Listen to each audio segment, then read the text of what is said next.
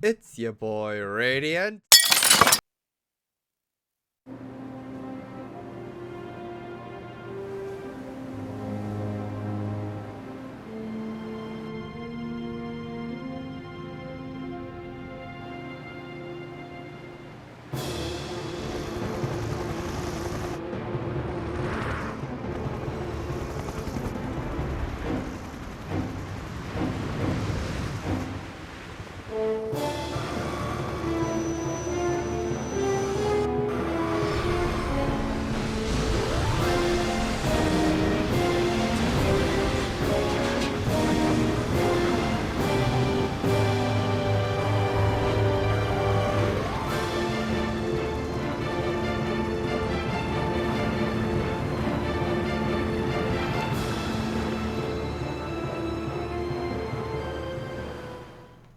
It's your boy Radiant, and on that dour note, welcome to episode 1 of Pokemon XD Gale of Darkness. I'm speeding up battles in this recording because battles go on for quite a while, but here we start off with Salamence, level 50, Dragon Flying type. Yeah, not kidding, we start off with the Salamence. This is a very introductory battle, which is a single battle, which is very different for how most of this game will be. Most of this game is actually double battles.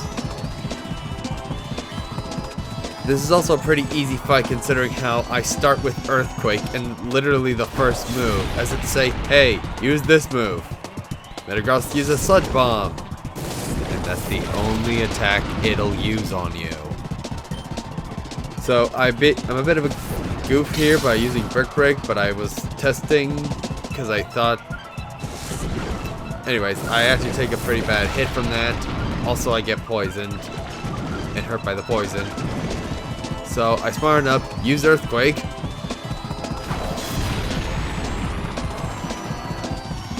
and I successfully defeat Sim Trainer Loston. Sim Trainer, eh? Unfortunately, we don't get to keep that Salamence. We only...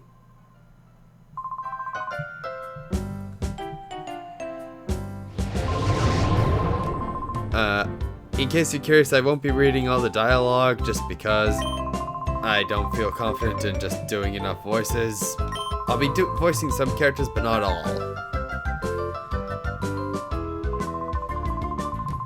all. So yes, we actually start off with a Eevee, which I sadly forgot to show, but it starts off level 10 with a decent moveset for an Eevee. It actually starts off with Bite, which will become relevant later. We can't go back into the simulation where we get to use cool Pokemon. As you can see, we're kind of hailed as this really talented trainer, despite being 10 years old. Well, I'm assuming we're 10 because that's what the protagonists of most games are. So let's see our mom and the professor of the game, Professor Crane.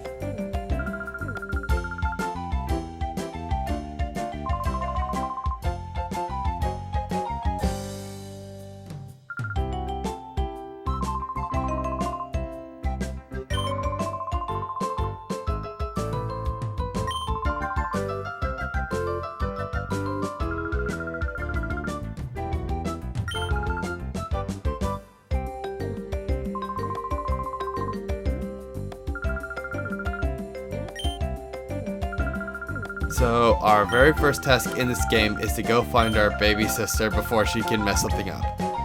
She's annoying, but I'm a good person, so I'm going to say yes. Apparently. So this game typically goes on pretty standard route for Pokemon in the sense of if you want to progress, you have to do things in the right order, or you can't get the dialogue you need to advance the plot. I don't know if the... I'm also just showing a few things off here, just to show that you can get just bits of flavor early on to give you an idea of what might be happening. For example, that machine becomes relevant relatively soon, but not yet, so we can't do anything with it. That's the purified chamber, which is very important plot-wise later on, but as of now there's no point in interacting with it because it's not, quote, finished yet.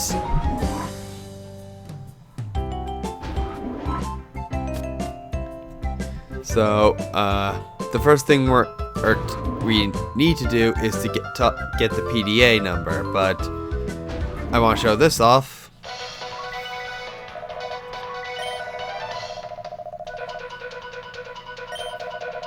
So the ship disappeared, but they know it didn't sink. Apparently the people, they also weren't able to talk to the captain, who described a giant Pokemon lift picking it up or something.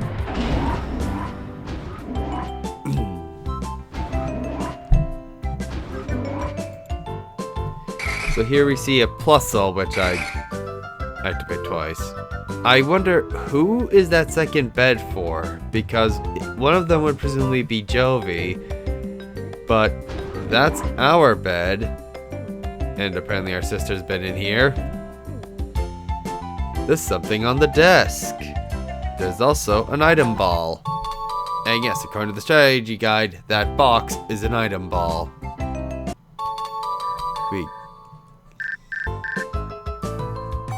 If you're reading this email, then you must have obtained the PDA. Which gives us a hint of where Jovi might be. Or who to talk to so you can find her.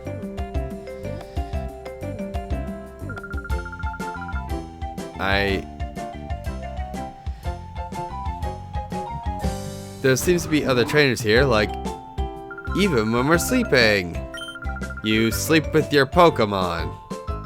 I think you get away with that because your Pokemon isn't one of the tougher ones. I wouldn't do that with an Onix. Just saying. It's made of rocks.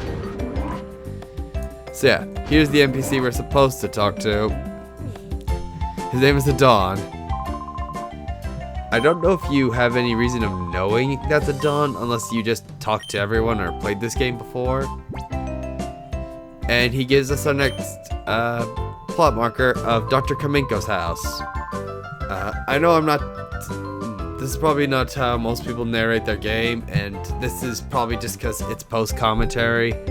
Sorry, I'm recording this voiceover after I record the footage. So, because I just wanted to get the recording done, but I was sick at the time. I'm still a little stuffed up, if that comes across in my audio. I apologize for that. I'm sorry, I'm sick.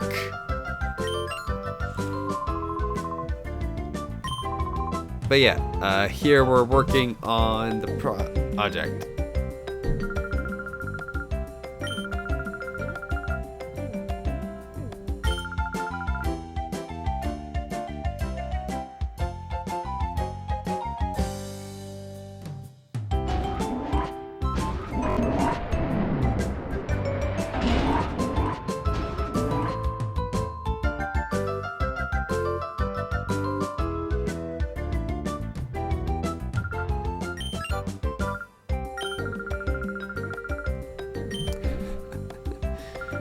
This is a fun NPC.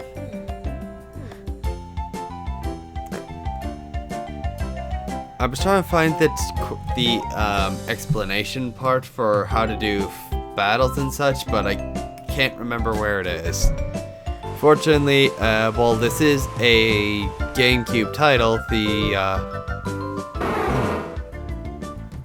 Most of the game is pretty similar to what you expect from a Pokemon game, especially if you played the Gen 3 game. So, the Ruby Sapphire games are Fire Red and Leaf Green. In fact, this game was made after Fire Red and Leaf Green, so most of the Kanto Pokemon will be using the movesets from those games. Oh, right, I accidentally talked to this guy. And I decided, you know what? I want to show off some of the battle mechanics in this. And even though I also insist on speeding up battle footage, just because the battle animations can take a while.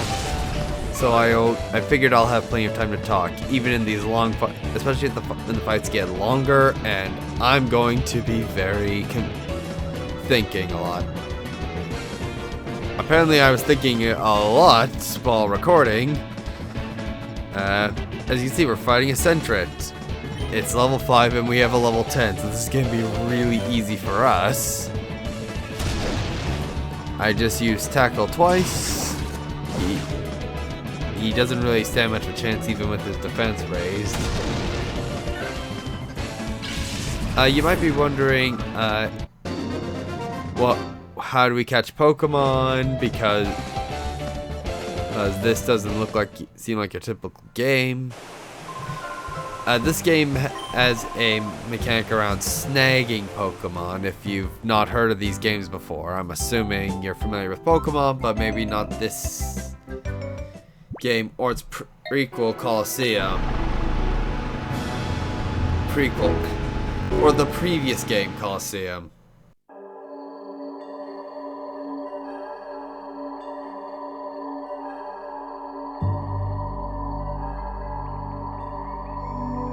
So apparently this is where our younger sister went. There's actually sadly no items despite there being such a large yard. So yeah, let's take a moment to appreciate that Groudon statue that you can't see before we meet my favorite character. Wait, who goes there?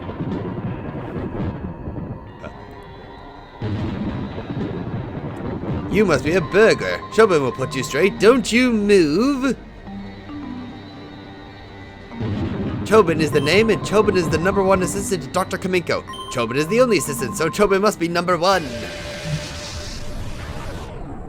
Sorry, I had to slow that down because I skipped the dialogue too quick, but I love this character.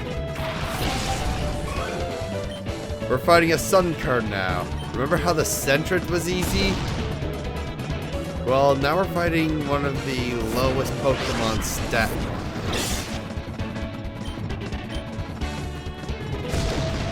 So needless to say, he goes down pretty fast. But our EV leveled up thanks to the additional EXP.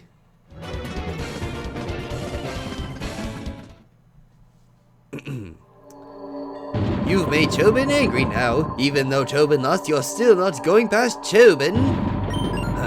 Close observation reveals that the subject is a child. Wait, Chobin wishes you spoke right away. You're Michael.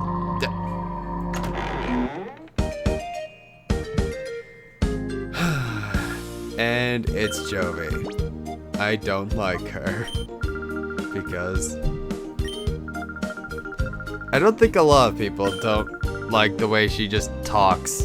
I know she just talks like Chobin, but you're supposed to find Chobin funny.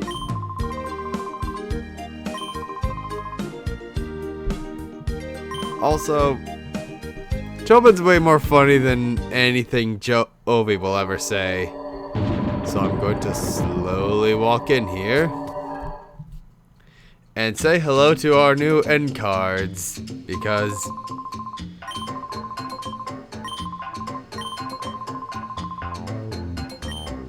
on the screen he shows several inventions. Sorry. Uh-oh, that girl's at Dr. Domingo's side again. That's where I'm supposed to be. I'll show some of those after episodes are done, because they're fun.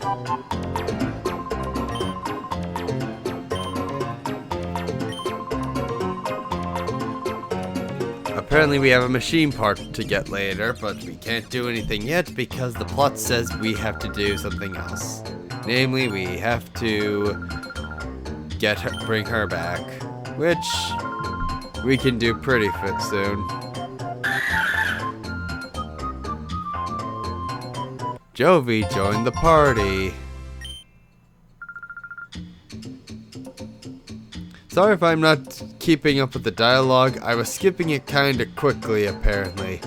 Also here, as you can see, if you play Pokemon Colosseum, your companion was known for getting in the way a couple times. But here she seems much more adept at tracking you. Like, look at her sidestep. That's all the time we have for now. So next time.